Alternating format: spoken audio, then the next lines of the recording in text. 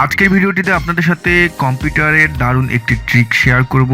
সেই ট্রিক্সটি হলো, আমরা যারা আমাদের কম্পিউটারে অনেক ফোল্ডার আছে সেই ফোল্ডারগুলো ডিলিট করতে পারি না। যেমন আমি আপনাদের উদাহরণস্বরূপ দেখাচ্ছি, দেখেন আমার এই যে কম্পিউটারের আমার জি ড্রাইভের একটা ফোল্ডার আছে, এই ফোল্ডারটি যদি এখন আমি ডিলিট করতে চাই, দেখেন আমি ডিলিট করতে যাচ্ছি কিন্তু আমার এটা ডিলিট হচ্ছে না।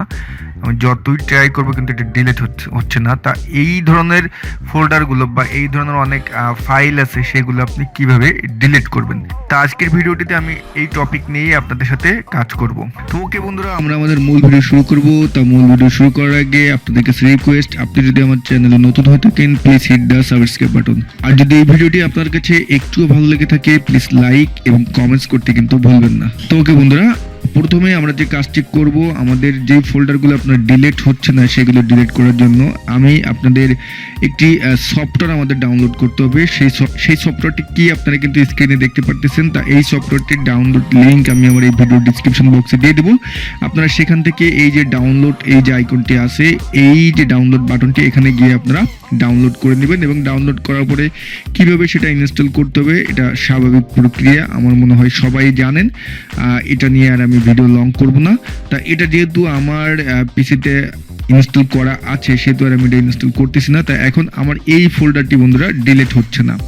তো এরকম আপনাদের অনেক ফোল্ডারই থাকতে পারে, অনেক ফাইলই থাকতে পারে যেগুলো ডিলিট হচ্ছে না। তো এখন আমরা যেই ট্রিক্সটি এখানে অ্যাপ্লাই করব সেটা হলো, ওই যে আপনার সফটওয়্যারটি, ওই সফটওয়্যারটি আমার ইনস্টল করার পরে আমি যে কোনো ফোল্ডারের উপরে বা যে কোনো ফাইলের উপরে গিয়ে রাইট বাটন ক্লিক করি। নর্মালি আমার এই যে ফোল্ডারটি আছে এটার উপর রাইট বাটন ক্লিক করলে আমার সামনে কিন্তু এই নিচে দেখবেন যে এই যে কতগুলো আপনার অপশন আছে, অ্যাড টু, এই যে লেখা আছে দেখেন, এই যে 1 2 3 4, এই যে 4টি অপশন আছে, এরকম কিন্তু আপনার দেখাবে। ঠিক আছে। আর এই ফোল্ডারটি যেহেতু আমার ডিলিট হচ্ছে না সেহেতু আমি এটার উপর এই ট্রিক্সটি অ্যাপ্লাই করবো। সেটা কিভাবে করবো দেখেন, এটার উপর রাইট বাটন ক্লিক করলাম, ক্লিক করার পরে এই যে অপশনগুলো আছে, এই যে প্রথম যে লেখাটি দেখতে পারতেছেন, এই প্রথম লেখার উপর আমরা ক্লিক করব। এই যে আমি দেখেন আপনাদের মার্ক করে দেখাচ্ছি। তা এটার উপর ক্লিক করলে আমাদের সামনে একটা ডায়লগ বক্স আসবে। ডায়লগ বক্স আসলে সেই ডায়লগ বক্স থেকে আমরা যে কাজটি করব, এই যে ডিলিট ফাইল আফটার, এই যে লেখাটি আছে প্রথম যেটা, এটার উপর আমরা ক্লিক করব।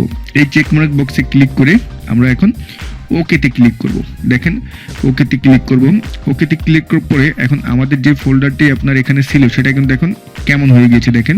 ফোল্ডারের আইকনটিও কিন্তু আমার যে সফটওয়্যারটি আমি ইনস্টল করেছিলাম সেই সফটওয়্যারটির যে ডিফল্ট আইকন সেরকম কিন্তু আমার হয়ে গিয়েছে। ঠিক আছে।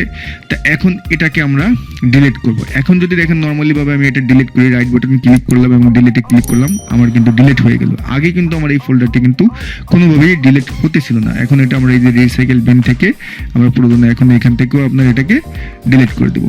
ঠিক আছে। কিন্তু যতগুলো ফাইল আছে, ফোল্ডার আছে, সেগুলো আমি ডিলিট করে দিচ্ছি। দেখেন সব কিন্তু আমার ডিলিট হয়ে গেল।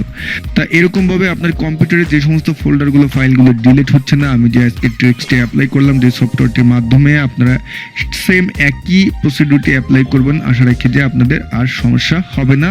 তো আজকের ভিডিও এই পর্যন্ত। ভিডিওটা কেমন লাগলো অবশ্যই কমেন্ট করে জানাবেন। ভিডিওটি যদি ভালো লেগে থাকে আপনার বন্ধুদের সাথে শেয়ার করতে ভুলবেন না। আর আমাদের চ্যানেলে সাবস্ক্রাইব তো মাস্ট বি।